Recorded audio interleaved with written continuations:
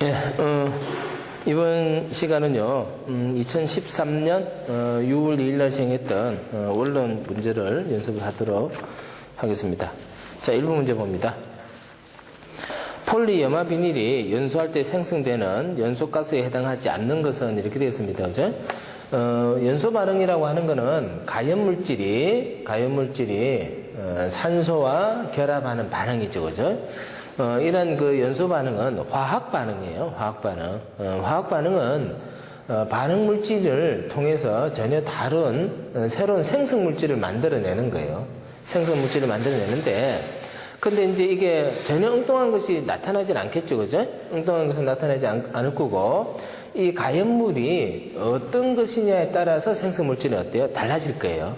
그러면 지금 폴리염화 비닐이 연소할 때 생성되는 연소가스는 이렇게 있기 때문에 그럼 뭐가 제일 중요하냐면은 가연물에 해당하는 폴리염화 비닐이 어떤 성분으로 구성되어 있는가, 이게 중요하겠죠.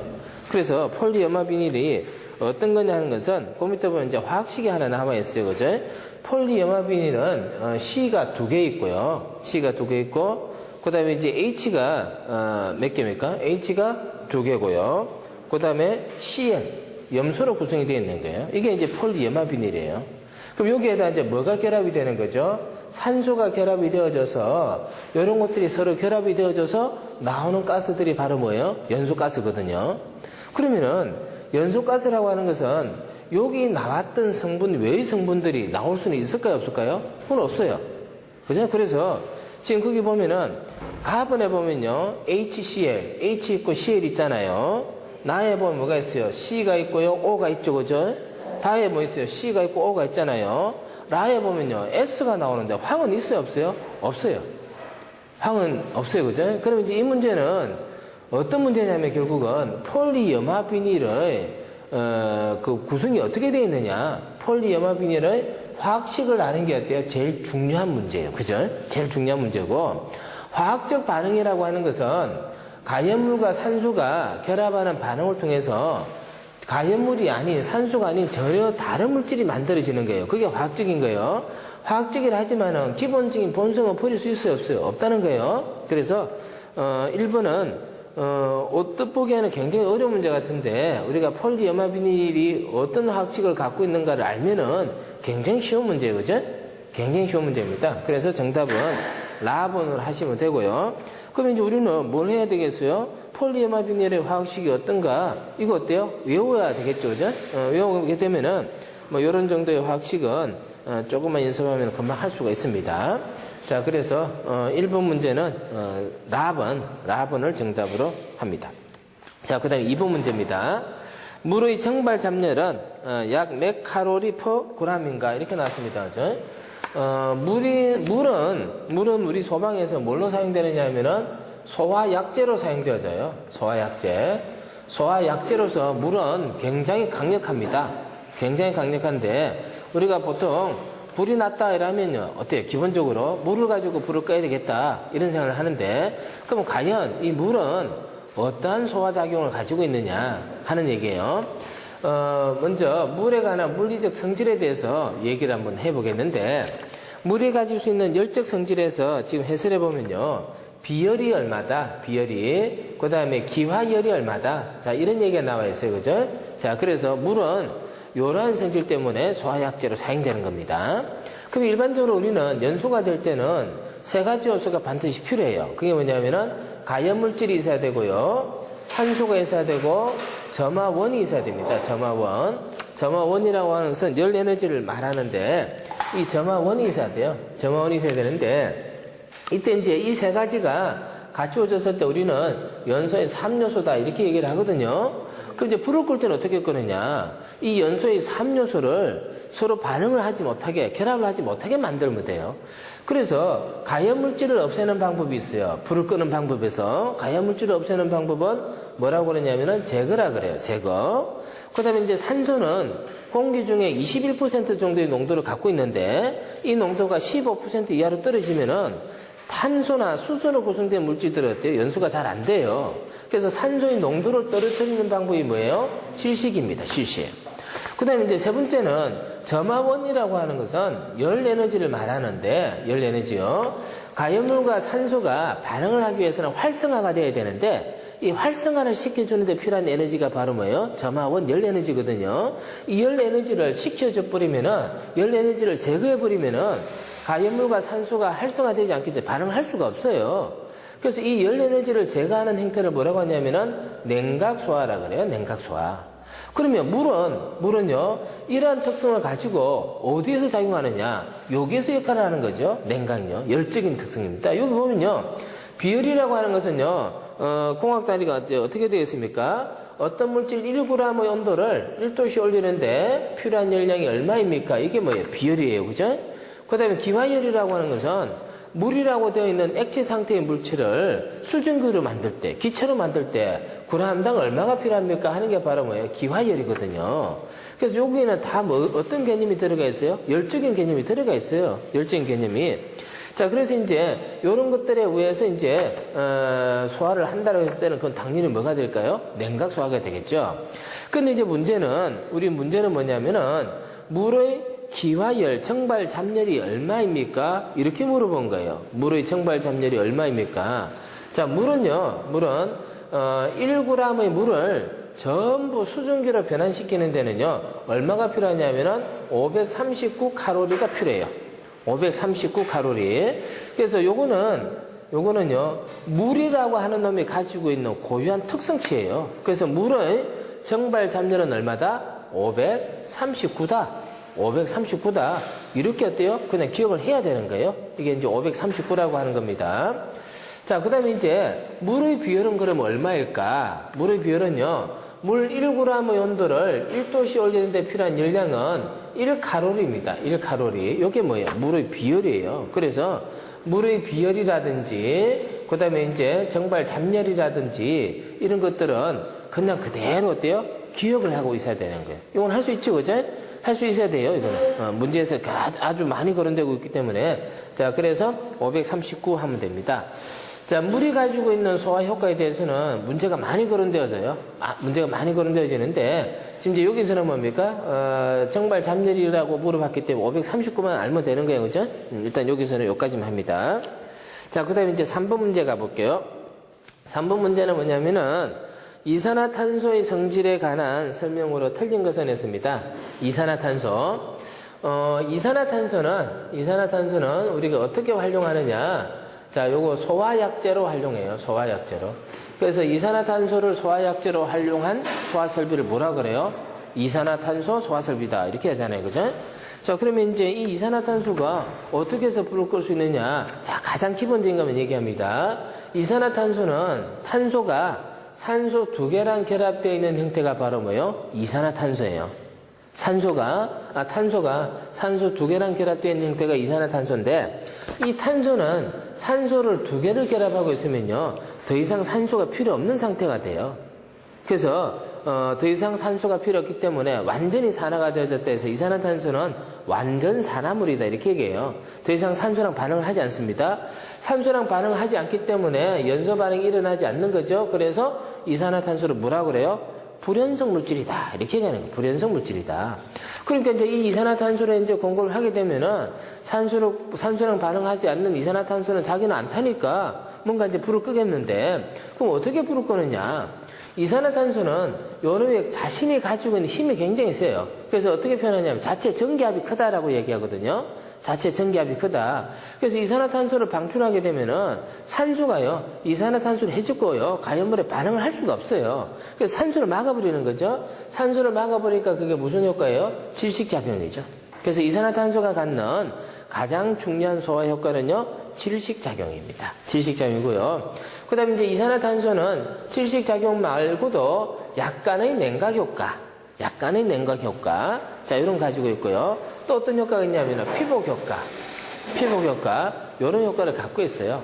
근데 이제 뭐 냉각 효과는 내가 볼 때는 문제가 잘 안 나올 것 같고, 피복 효과라든지 질식 효과 이런 것들은 문제에서 잘 거론되니까 확인을 할 수 있어야 되겠고, 그럼 이제 지금 문제는 뭐냐면은 이런 이산화탄소가 기본적으로 어떤 성질을 갖고 있느냐 그걸 물어봤어요. 그래서 그 밑에 해설해 보면은 그림이 하나 나와요. 그림이 나오는데 그 그림은 뭐냐면은 이산화탄소의 물리적 성질을 나타내는 상평형도다 이렇게 되어 있습니다. 상평형도. 그래서 보면은 그게는요 어떤 그림이 나와 있냐면은 이렇게 나와 있고요. 요 가운데 선이 세 개가 만나는 점을 뭐라고 그랬냐면은 삼중점이다 이렇게 되어 있습니다. 삼중점이다 이렇게 되어 있고요. 이 세로축에는 어떤 단위를 적냐면은 압력 단위를 적고 있고요. 가로축에는 어떤 단위를 적고 있어요? 온도 단위를 적고 있어요. 온도 단위를 적고 있습니다. 자, 이때 이 이산화탄소는 요 영역에서는 어떤 상태로 존재하느냐? 요 영역에서는요, 고체 상태로 존재해요. 고체 상태로 존재하고, 이 영역에서는 어떤 상태로 존재하느냐면은, 기체 상태로 존재를 하고 있고요. 기체 상태. 그 다음에 이 영역에서는 어떤 상태로 존재하느냐면은, 액체 상태로 존재를 하고 있습니다. 그래서 이산화탄소가 온도나 압력에 따라서 물질의 상태가 어떻게 나타나는가를 우리는 쉽게 그림으로 확인할 수 있는데 이걸 뭐라 그래요? 물질의 상태도다, 상평형도다 이렇게 얘기하는 겁니다. 그럼 이산화탄소는 기본적으로 어떤 특성을 갖느냐라고 했을 때 지금 여기 보면요. 요 점에서 쭉 가가지고요. 자, 압력이요. 얼마라고 되어 있습니까? 약 73이라고 되어 있습니다. 그죠? 73 이렇게 되어 있고요. 그 다음에 여기서 그대로 내려오면 온도가 몇 도쯤 되어 있어요? 31.3도인가, 그죠? 그렇게 되어 있죠. 자, 그 다음에 이제 3중점에서 그대로 내리면요. 그거는 온도가 몇 도가 돼요? 영하 56.4도가 되어 있고요. 압력을 그대로 가면은 이게 얼마가 되어서요? 5.11이 되어 있습니다. 5.11요. 자, 이렇게 되는데 우리는 일반적으로 상온상압 이런 표현을 써요. 상온상압이라고 하는 것은 일상적인 압력과 일상적인 온도예요. 보통 우리가 받고 있는 대기 압력이 얼마예요? 1이잖아, 1. 자, 압력이 1이야, 1이고 보통 온도가 우리가 그 대기권의 평균 온도를 우리가 계산할 때 15도, 20도 이렇게 얘기해요. 그럼 15도 치면은 15도 치면 요 정도 되겠죠, 그죠? 그래서 요 정도가 될 거예요, 요 정도. 요 정도가 되는데 그러면 일반적으로 우리가 볼 수 있는 이산화탄소는 어떤 상태로 존재를 하는 거예요? 기체 상태로 존재를 하는 거예요. 기체 상태로 존재를 하는데 이 기체 상태 이산화탄소를 갑자기 압력을 높여줘요. 압력을 증가시키면 어떤 상태로 변해요? 액체 상태로 변하고 이 기체 상태 이산화탄소를 온도를 낮춰요. 그러면 어떤 상태가 돼요? 고체 상태가 되죠. 고체 상태 이산화탄소를 뭐라 그래요? 드라이 아이스라 그래요. 드라이 아이스. 자, 그랬을 때 요 점을 뭐라고 하느냐면은 요 점을 임계점이라 그래요. 임계점이라고 하는데 영어로는 크리티컬 포인트라 그래요. 크리티컬 포인트라 그러는데 이 임계점이라고 하는 것은 어떤 거냐? 요 영역이 임계 영역이 되는 거예요. 요 영역이 임계 영역이 되는데 그러면 이제 우리가 여기 있는 상태의 이산화탄소는 압력을 증가시키면 뭐가 돼요? 액체가 되잖아요. 액체가 되는데 요 임계점을 넘어가는 영역에서는 액체가 바뀌느냐? 안 바뀌어요. 그 다음에 이제 액체 상태로 있던 놈을 온도를 어때요? 이렇게 올려주면은 뭐가 됩니까? 이쪽 넘어오면은 여기 있는 놈을 온도를 올려주면 뭐가 돼요? 기체가 되잖아요, 그죠? 근데 이 임계점을 넘어갔을 때는요 어떻게 될까요? 기체가 안 돼요. 그래서 액체나 기체로 변할 수 있는 그 한계선을 뭐라고요? 한계선을 임계점이라고 하는 거예요. 임계점. 크리티컬 포인트입니다. 극한 상황까지 가는 거예요. 여러분도 공부할 때 공부하기 싫잖아, 그지? 하기 싫다고 그냥 놀아버리면 어떻게 돼요? 그건 끝이야. 근데 하기 싫지만 그걸 어때? 극복하고 넘어가 버리면 어떻게 돼요? 공부가 되잖아. 그 상황이 뭐냐면 임계점이라는 거예요. 그 임계점은 극복해야 되겠죠, 우리는. 여러분들의 이제 크리티컬 포인트가 어딘지를 잘 판단해봐요. 가령 예를 들어서 공부를 하는데 하루에 2시간 공부하는 게 나는 크리티컬 포인트다. 그럼 2시간 공부하면은 맨날 그 자리에, 그죠? 맨날. 근데 2시간을 넘게 해버리면 어떻게 되겠어요? 임계점을 넘어가니까 뭔가 극복이 되겠지? 이 극복에 대한 점이 우리는 크리티컬 포인트인데 이산화탄소는 이 임계점을 넘어가 버리면은 임계점을 넘어갔다 했기 때문에 초임계 영역이라 그래요. 초임계 영역.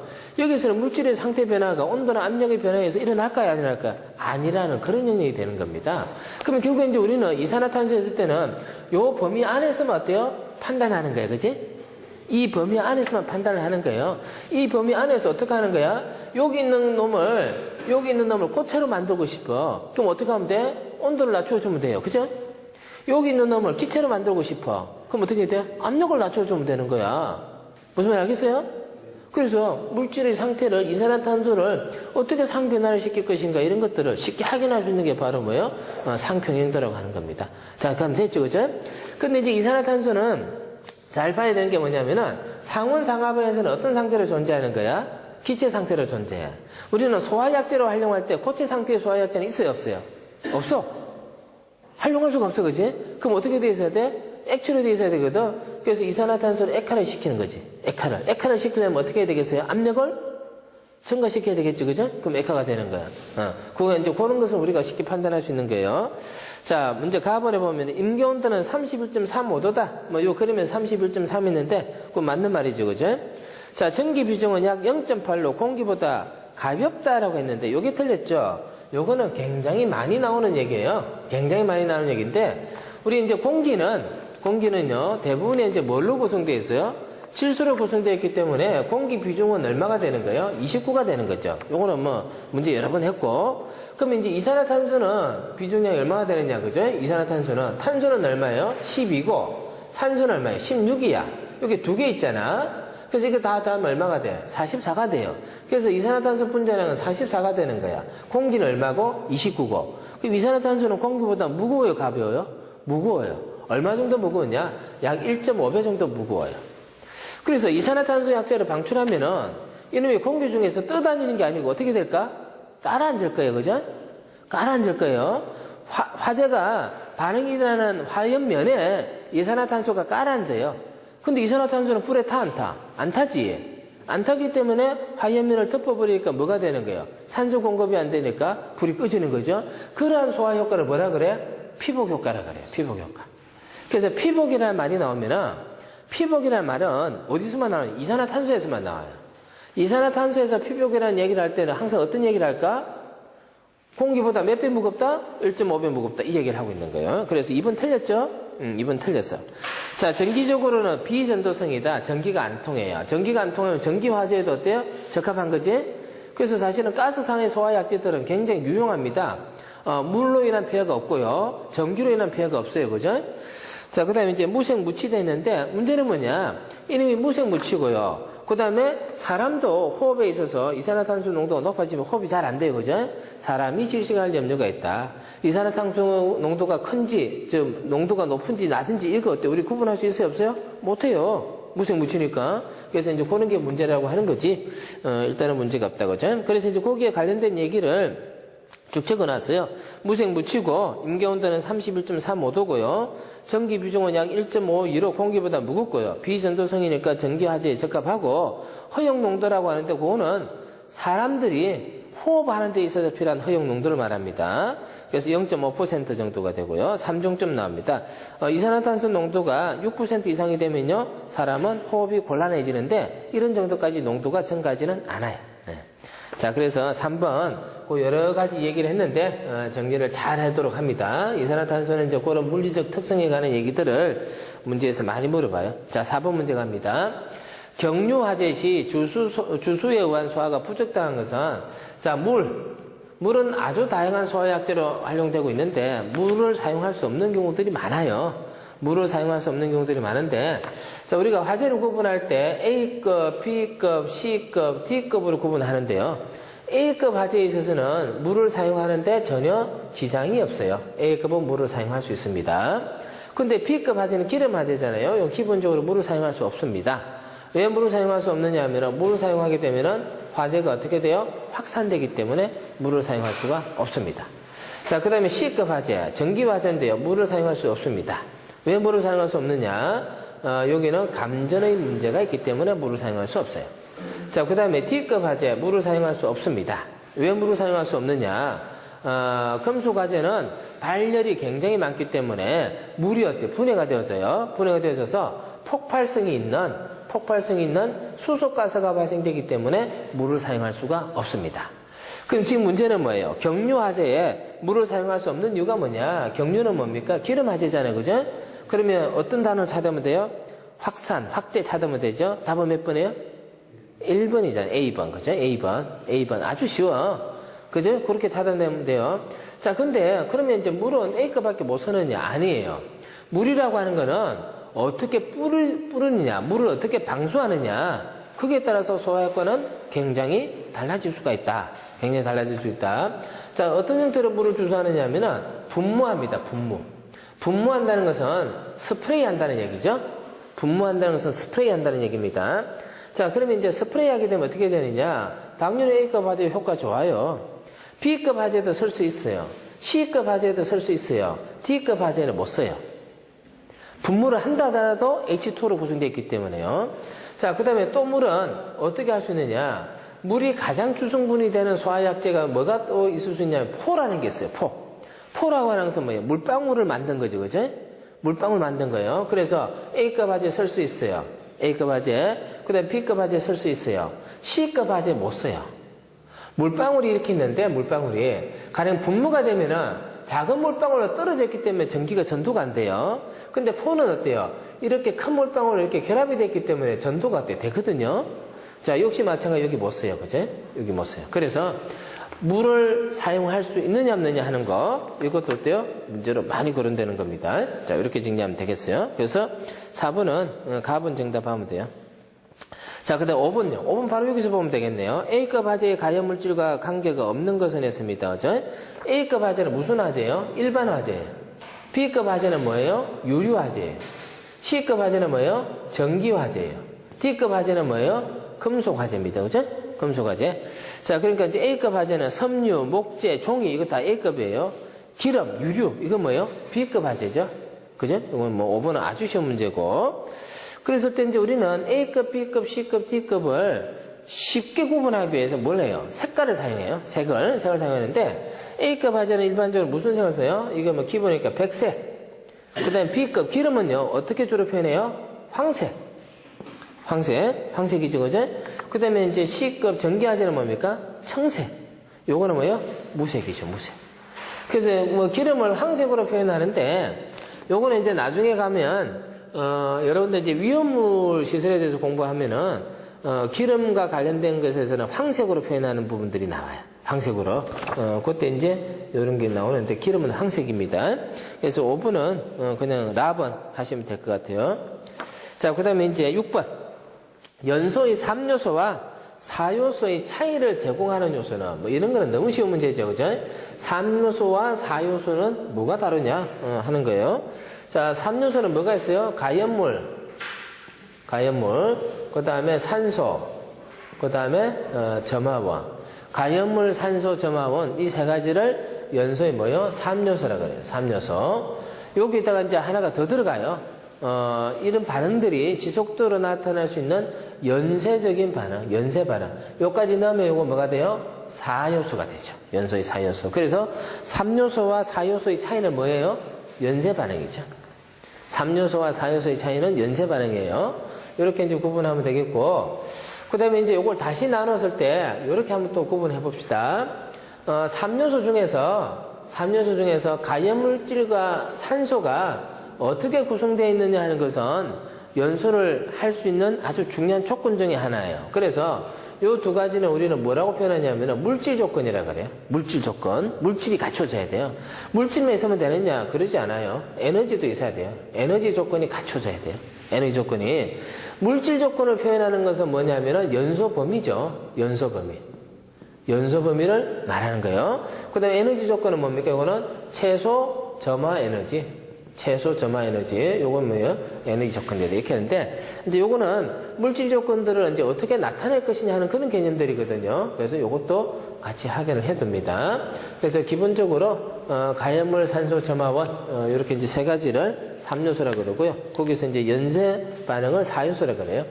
근데 이제, 우리는, 이런 3요소, 4요소를 통해서 어떻게 소화를 할 것인가, 소화 원리를 정할 수 있어요.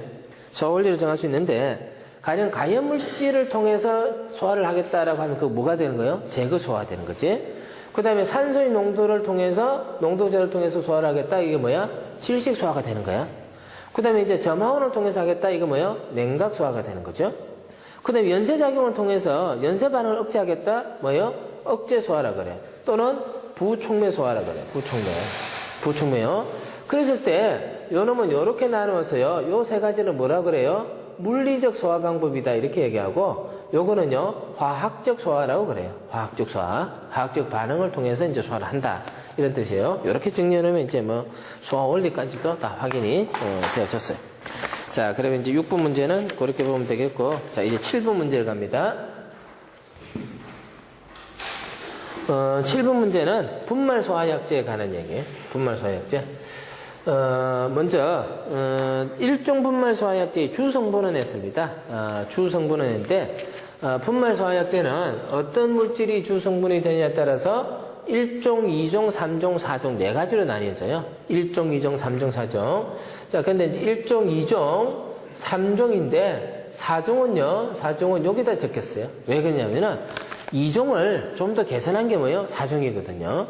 4종이고 여기는 이제 결론적으로 얘기를 하면은 시험 문제는요. 뭐가 제일 많이 나오느냐? 시험 문제는요. 3종이 제일 많이 나와요. 3종이. 근데 이제 지금 우리 문제는 뭐예요? 1종이 나와 있잖아요. 그죠? 1종이 뭐가 문제입니까? 주성분이 뭡니까? 주성분이 뭡니까? 아마 문제에서 우리 기출문제에서 이런 게 있었어요. 뭐가 있었냐면은 1종의 주성분이 뭡니까? 지금 탄산수소 나트륨이죠? 탄산수소 나트륨요. 탄산수소 나트륨이 열을 받으면은 어떤 물질이 만들어집니까? 이런 문제가 있었어요.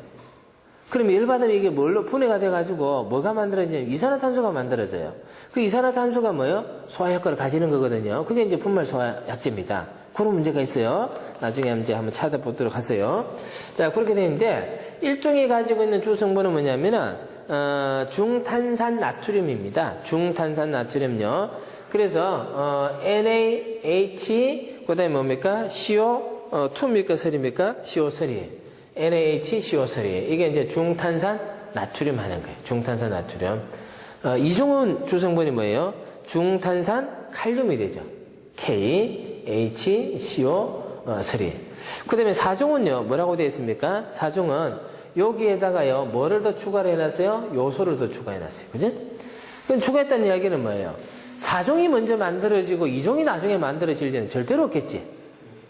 그래서 2종이 이제 4종이 됐는데, 그건 뭐예요? 2종이 가지고 있는 어떤 문제를 4종을 통해서 해결하려고 4종이 나온 거예요. 그래서 똑같은 데다 더해졌잖아요. 그죠? 3종은 이제 주성분이 뭐가 되느냐면은 인산남모늄이 되는 거예요. 인산남모늄. 그래서 여기서 이제 답은 금방 찾을 수 있어요. 제 1종 분말의 주성분이 뭡니까? 이러니까 요거는 이제 중탄산 나트륨, 요게 이제 답이 되고요. 탄산수소 나트륨 하는 가분이 정답이 돼요. 그죠? 가분이 정답이니까 그거는 이제 그대로 정답 표시를 하면 되겠고, 이제 뭐가 문제가 되느냐? 1종, 2종, 4종은 적응할 수 있는 화재가 B급하고 C급밖에 안 돼요. B급하고 C급밖에. 근데 이제 3종은 어떠냐? 3종은 A급, B급, C급 화재 다 적응할 수 있어요. 그래서 A, B, C 화재 이라면 3종 이렇게 해야 돼요. 3종요. 근데 요거는 B급, C급밖에 안 돼요. 그죠? 그렇게 이제 보면 되겠고. 그 다음에 이제 1종은요, 어느 화재에 이제 더, 유용하냐? 식용유 화재에, 적합하죠. 식용유 화재에. 식용유 화재에 적합한 이유는, 요거는 이제 비누화 현상이 일어나기 때문에 그렇다.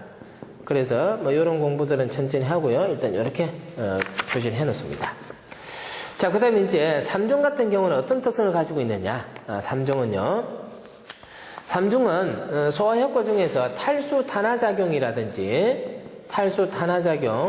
그 다음에 방진 효과 이런 것들에 의해서 불을 끌 수 있다 이런 얘기를 해요. 탈수 탄화작용 방진 효과. 그럼 이런 것들은 1종, 2종, 4종에는 어때요? 없는 거예요. 탈수 탄화작용 방진 효과. 그 다음에 3종 분말은 뭐하고 결합할 수 있느냐? 수성막포하고 결합할 수 있어요. 수성막포. 포소화약제 중에서 수성막포가 있어요. 수성막포는 요거는 영어로 어떻게 표현해요? A, F, F라고 하는 거죠? A, F. 그래서 두 가지 소화약제가 가지고 있는 소화효과를 다 활용하는 거예요. 그럼 불을 잘 꺼요, 못 꺼요? 잘 끄잖아. 이것도 마찬가지잖아요. 이 2종에서 요걸 더 하니까 4종이 됐거든.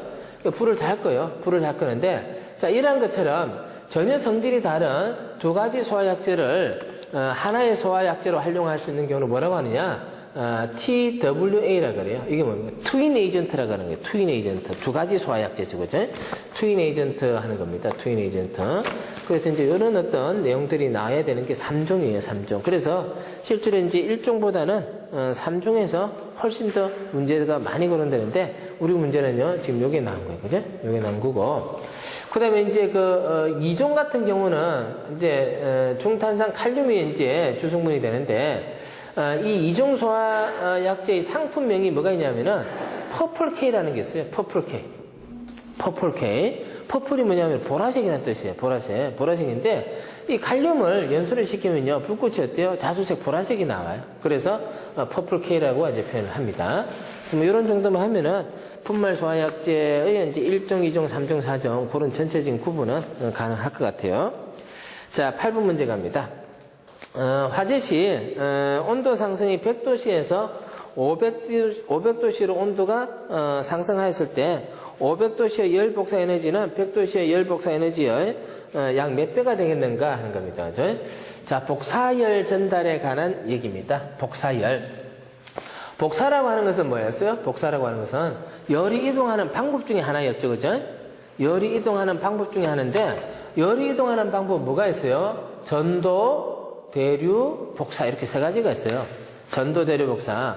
근데 복사는 어떤 차이겠느냐? 전도, 대류하고 복사하고 차이는 전도, 대류는요. 열을 운반해주는 열 매개체가 있어요. 열 매개체를 통해서 열을 운반해줄 때는 전도나 대류라 그러는데 이런 열 매개체가 없이 열이 이동하는 형태를 뭐라 그래요? 복사라 그래요. 복사. 그래서 열이 복사라고 하는 것은 쏜다는 뜻이에요. 열이 쏘아지듯이 어떤 걸 통해서 오는 게 아니고 그냥 쏘아지는 형태의 열이 바로 뭡니까? 복사입니다. 이 복사열 이동이 어떻게 되는가 하는 것은 스테판과 볼츠만이 이론식을 만들었어요. 그게 이제 스테판 볼츠만의 법칙이라고 하는 건데 그 스테판 볼츠만의 법칙에서 제일 중요한 개념이 뭐냐면은 절대 온도의 사승에 비례한다는 겁니다. 절대 온도의 사승에 비례한다. 그럼 절대 온도라고 하는 것은 일반 온도에다가 얼마를 더한 거예요? 273도를 더한 거죠? 273도요. 그럼 이제 열이 얼마나 이동할 것이냐는 것은 지금 100도씨 하고요. 그 다음 몇 도예요? 500도씨잖아요. 100도씨하고 500도씨인데, 자, 이게 이제 100도씨에서 500도씨로 온도가 상승할 때 100도씨 복사 에너지 몇 배가 되느냐 했기 때문에 100도씨가 기준이 되겠죠? 그래서 100도씨 기준에 대해서 500도씨는 몇 배가 되겠느냐 하는 건데 다른 조건은 다 똑같아요. 변수가 뭐야? 이게 온도거든요. 근데 이게 절대 온도에 사승을 했기 때문에 273 플러스 273 해야 되죠? 자, 요놈의 몇 성? 4성. 요놈의 4성. 여기 얼마가 되느냐 하는 거예요. 그래서 그 계산한 결과가 약 18.4배 이렇게 나오죠? 답은 그렇게 하면 돼요. 답은 그렇게 하면 되고, 그 다음에 이제 복사에서는 뭐가 중요하냐면요.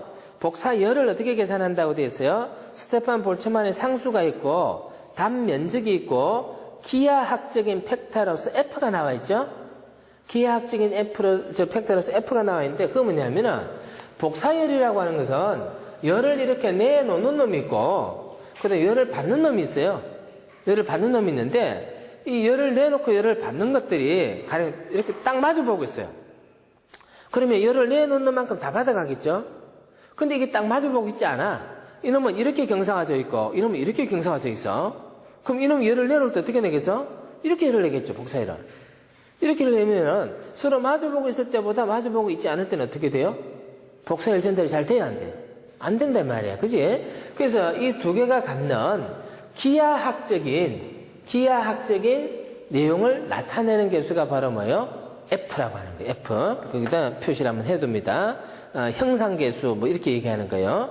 그래서 뭐 실제로, 우리가 이제 열 이동이 어떻게 되는가에 대해서 아주 세밀한 분석을 하거나 이럴 때는 이런 게 당연히 필요해요. 또 화재가 어떻게 전달될 것이냐, 뭐 이런 것도 이제 필요한데, 뭐 우리가 이런 원룸 정도 문제에서는 그 정도까지 안 해도 될 것 같아요. 그래서 일단 기하학적인 팩터가 중요한 변수가 될 수 있다. 그러나 가장 기본적인 변수는 열의 이동은 뭐예요? 온도거든요. 온도인데 복사 온도는 어떻게? 절대 온도의 4승에 비례한다라고 했기 때문에 100도하고 500도가 기준이 되고, 그지? 절대 온도 더하기 273 해가지고 4승에 몇 배가 되느냐. 이렇게 하면 되죠, 그죠? 자, 그럼 됐고요. 자, 이제 구분 문제 봅니다. 구분 문제는 표시를 하나 해두고요. 거기 나오는 해설은 열심히 몇 분이고요. 적어봅니다. 외우는 게 좋겠다는 겁니다. 외우는 게 좋겠다. 자, 이산화탄소 소화약제 사용 시 이산화탄소 방출 후 방호 공간의 산소 부피 농도를 구하는 식으로 옳은 것은 했습니다. 산소 농도요. 자, 그래서 이제 해설을 봅니다. 이거는 해설 보고 바로 합니다. 방사 시 CO2 농도가 이제 어떻게 되느냐. 방사 전과 방사 후의 총량은 동일하다는데, 자, 어떤 공간에요. 이산화탄소를 방출합니다. 이산화탄소를 방출해요. 그러면은 지금 산소 농도를 구해야 되기 때문에 이 안에 방사 전을 이제 먼저 보겠습니다. 방사 전에 이산화탄소를 내놓기 전에 산소 농도로 계산한 거기 때문에 이 안에서 산소와 산소가 아닌 것을 구분해 봅니다. 산소와 산소가 아닌 걸 구분해 보면은 요만큼이 지금 뭐라고 되어 있어요? 산소라고 되어 있고 이건 산소가 아닌 거죠? 그죠? 산소가 아닌 거야. 근데 이산화탄소를 방출하고 나면은 여기 어떤 상태가 되느냐? 이산화탄소를 방출했는데 산소의 농도는, 산소 양은 변함이 있어요, 없어요? 없어. 물질이 변함이 있으려면 어때요? 그걸 집어넣거나 빼내야 돼. 집어넣어서 빼내서 산소는 안 했잖아. 그 산소는 그대로 있어. 그대로 있고 이 공기도 어때요? 공기도 그대로 있어. 단지 여기다 뭐만 더 추가된 거야? 이산화탄소만. 그래서 여기다가 뭐가 더 추가되어진 거야? 이산화탄소 농도가 더 추가되어진 거예요. 이산화탄소 양이. 맞죠? 그러면 이제 요놈하고를 우리가 이제 식을 세워가지고 한번 정립을 한번 해보자는 거야. 자, 그래서 거기서 보면 이런 식이 하나 나와요. 로에 V 곱하기 21. 자, 그 다음에 요놈은 어떻게 되느냐? 로에 V 더하기 X. 그 다음에 곱하기 얼마요? 여기에다가 산소 농도. 자, 이렇게 돼 있어요. 자, 여기서요. 요거는 뭐냐면은 산소의 밀도를 나타내는 거예요. 산소 밀도를 나타내는데 전체 공기 중에서 그게 뭐야? V입니다. 그죠? 산소 농도가 지금 얼마 들어가 있어? 21% 들어가 있어. 이거를 양으로 나타내니까 밀도를 곱해준 거지? 그럼 요거는 무슨 뜻이야? 요거는 산소 농도지. 그지? 산소 농도잖아.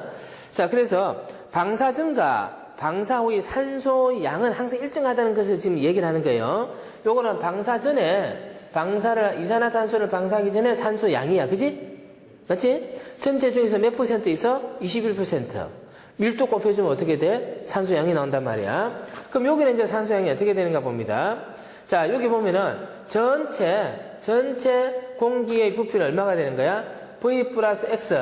X가 뭐 이산화탄소 농도예요. 이산화탄소 농도. 여기에다가 지금 산소가 얼마 들어가는지 모르겠는데 산소 밀도로 곱해주면은 전체 공기에서 뭐가 증가된 거예요? 이산화탄소 농도가 증가된 거야. 그래서 요거는 방사 전의 산소 농도고 요거는 방사하고 난 다음에 어때요? 산소 농도라고 하는 거예요. 방사하고 난 다음에. 그래서 방사하고 난 다음에 이제 산소 농도 변화가 어떻게 되느냐 보기 위해서 이렇게 적어놨는데, 그럼 이제 요 놈을 우리는 어떻게 하느냐 하면 이산화탄소의 최적으로 식을 정리해 봅니다. 자, 그래서 X는 자, 어떻게 돼요? 로에 V 곱하기 21에 O2가 되죠. O2가 되고요. 그 다음에 이제, 지금 여기서 요거는 뭐가 되면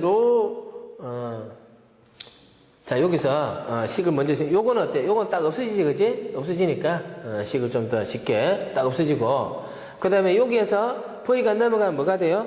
마이너스 V가 되지. 맞지, 그지?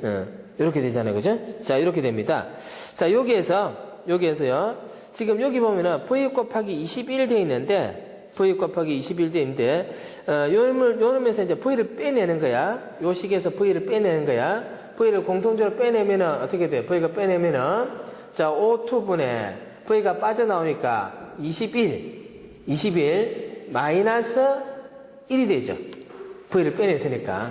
근데 마이너스 1을 O2를 갖다 붙이면 어떻게 돼? 마이너스 1이라고 하는 것은 O2분의 O2잖아. 그치?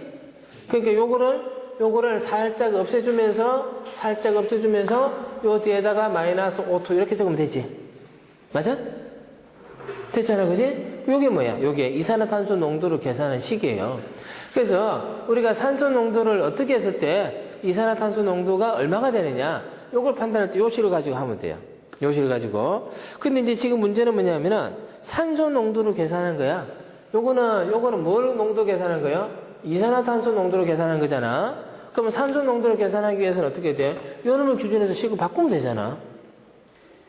그지? 바꾸면 된다고. 그렇게 바꾼 식이 이제 뭐가 되느냐면은, 바꾼 식이요, 산소 농도를 계산한 식이, 이제 그 밑에 보면은, 요거를 산소 O2로 바꾸면은, 어떻게 돼요? 21, 1-100분의 CO2 이렇게 된다는 거지. 응? 그래서 그 밑에 해설 한번 봅니다. 이산화탄소 농도 계산한 것까지는 이제 알았죠, 그죠? 그래서 산소 농도를 계산하기 위해서는 이제 어떻게 되냐? 요 식을 산소 농도로 이제 바꾸면 되지. 그럼 어떻게 하면 되겠어요? 요렇게 해가지고 요거하고 바꾸면 요 밑에 CO2 들어가고, 뭐 아까 식에서 정리하면 되겠네. 아까 식에서 한번 해봅시다. 자, X는, O2에 V 곱하기 21 마이너스 V 이렇게 됐잖아요. 그죠? 마이너스 V. 자, 여기 이산화탄소 농도야.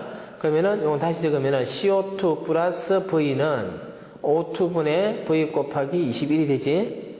자, O2는 어떻게 돼? O2는 CO2 플러스 V에 V 곱하기 21이 되지, 그지? 그렇게 수식을 정리한 거예요.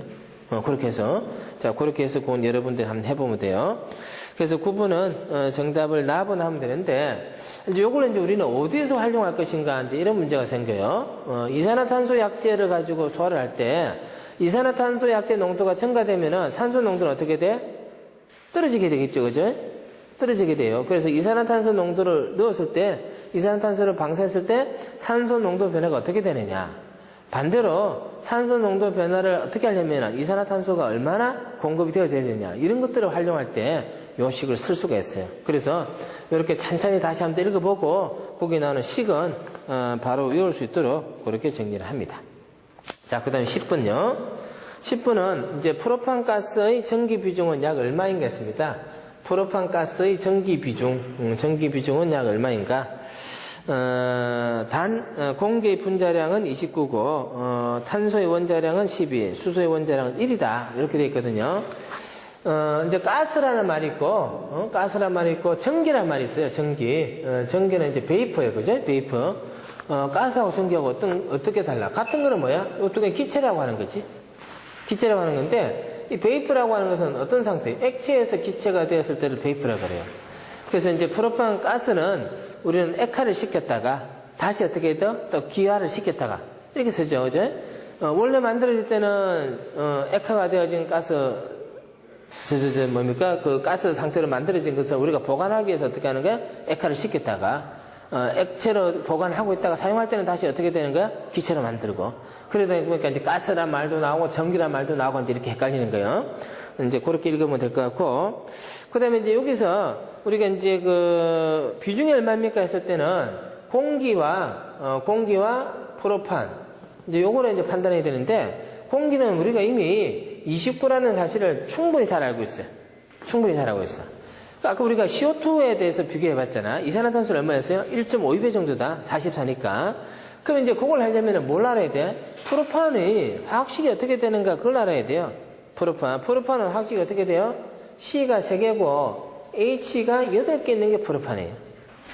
C가 3개고 H가 8개 있는 거. 그러면 거기서 문제에서 다 줬어요. 친절하게. C는 얼마? 12야.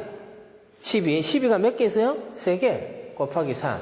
자, 플러스 H는 얼마? 1이야. 몇 개에서? 8개. 요거 하면 얼마요? 36. 요거 하면 얼마? 8. 자, 다음 얼마 돼? 44. 그럼 아까 이산화탄소는 어땠어? 이산화탄소.